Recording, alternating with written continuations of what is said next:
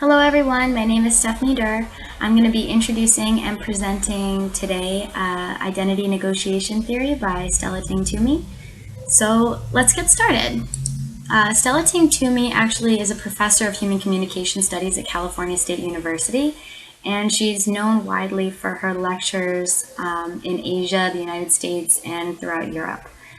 And basically, this identity negotiation theory stems from her passion for intercultural communication competency. She wants people to have a better understanding of who they're surrounded by, who they are as a person, and improve that communication throughout cultures. But let's actually get started on what identity negotiation is. First, you kind of have to define identity. And unfortunately, there's no real one generic definition of identity. Throughout humanities, throughout different social sciences, throughout even different communication theories, this change and bends.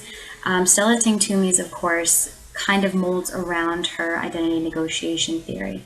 Her way to define self-identity is a reflective self-conception or self-image we derive from our family, gender, cultural, ethnic, and individual socialization processes. So already she believes that who we are and who we see ourselves as is a derivative of the people that we're around, our social environment, and how we interact with them. So there's two different main categories of identity based on this theory. We have our personal identity and our cultural and social identity. Both of these two different categories house different facets that we can put in there. So our cultural identity could mean anything from our professional identity, our gender identity, our age identity, our sexual orientation identity, all these different facets that we determine and we layer to come up with who we are as a person. Our personal self-identity, on the other hand, is the way that we differentiate ourselves from the group. So those unique characteristics that we've applied to ourselves and the way that we see ourselves. Both of these together form who we are as a person, what our identity is. And it's interesting that we are made up of many parts, and those parts can shift and move and grow based on identity negotiation theory. Okay, so we know what identity is, vaguely, based on this theory. But negotiation, that's a strange term. Negotiation in this sense does not mean a literal contract, but also doesn't mean a conflict, and it doesn't mean a agreement. It's any social interaction with our social environment outside and within ourselves. So any interaction that we have is a negotiation with an outside being, and we're deducing parts of our identity from these negotiations or these interactions between people and groups. So negotiation doesn't really mean conflict, and it doesn't mean that you're sitting down and shaking hands. It can have a negative outcome or a positive outcome or a neutral outcome. This is the way that we form meaning within ourselves using this negotiation. While you're deducing and you're taking in something about the other person or yourself, they're doing the same for you. So this is a mutual negotiation process, even though both of us might be negotiating things differently. Throughout this negotiation process and throughout this identity negotiation theory, you'll see that groups are formed and different alliances are chosen. And these are evaluated through the use of value content, and value content is a deduction an individual makes based on cultural beliefs and salience. It's the degree of strength of affiliation felt towards a culture or ethnic group. So basically we have our value content, how we see the people around us and how right they may be based on our own value content. And then we have salience, which is the degree of strength of affiliation that we feel towards them.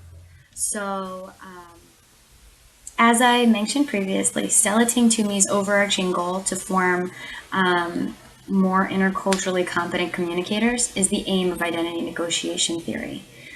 And she actually believes that to become interculturally competent in your communication strategy, you have to have a strong, healthy sense of self and cultural identity. So without the development and the growing and changing of your own identity, you won't have the choice or the chance to become interculturally competent in your communication. Only when you're at a solid ground and you completely understand your own identity can you switch seamlessly in and out of different people's identity, different memberships, and communicate accordingly with each. What does intercultural communication competency mean? Basically means that you have the ability to go from culture to culture, adjust your communication strategy accordingly, get the most out of the communication interactions that you can, and take pieces of that, apply it to your own self-identity in a positive way. So they might not all be positive interactions. We're not saying that everyone's going to get along fabulously, but the fact that you can have that interaction with somebody and take something away from it, that's the goal of an intercultural competent communicator. We try to find a comfortable balance between extremes. Too much cultural identity can lead to ethnocentrism. Too little can lead to stagnation and a feeling of loss, of chaos. It's comprised of three equally important components. These are knowledge, mindfulness, and skill. And they work together in a triad. So think of it as more of like a cycle. The three components are, let's start with mindfulness. So mindfulness is the ability to be open and have an open mind and take in new perspectives without judgment, and a willingness to understand and a curiosity to explore. That is mindfulness. The second component is knowledge, and this is the comprehension and the ability to grasp the culture of what you're surrounded by. This is the actual knowledge of who you're talking to, the interaction between this person and the perspective that they're coming from, that knowledge of that. It also refers to one's own sense of developed self-awareness, or yourself, your personal identity. The third is skill. And this is the skill to negotiate within groups and within different social intercultural communication situations. Once the individual has the will to explore another culture, they have the ability to understand the perspective that they're attempting to negotiate with. The identity negotiation capacity to effectively observe, evaluate, and relate to these different cultures is what ultimately makes an interculturally competent communicator. To wrap up and conclude, Stella Ting-Toomey's identity negotiation theory not only covers the importance of developing and strengthening our own self and cultural identities, but it does also really focus on that intercultural communication competency that we need to develop.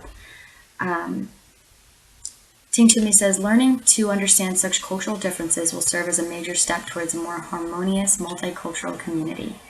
And one thing I found when reading through this research was that as individuals, we might have different backgrounds, we might label ourselves differently, we might see ourselves in different relationships and act differently within those relationships, but we're a lot more similar than we'd like to admit.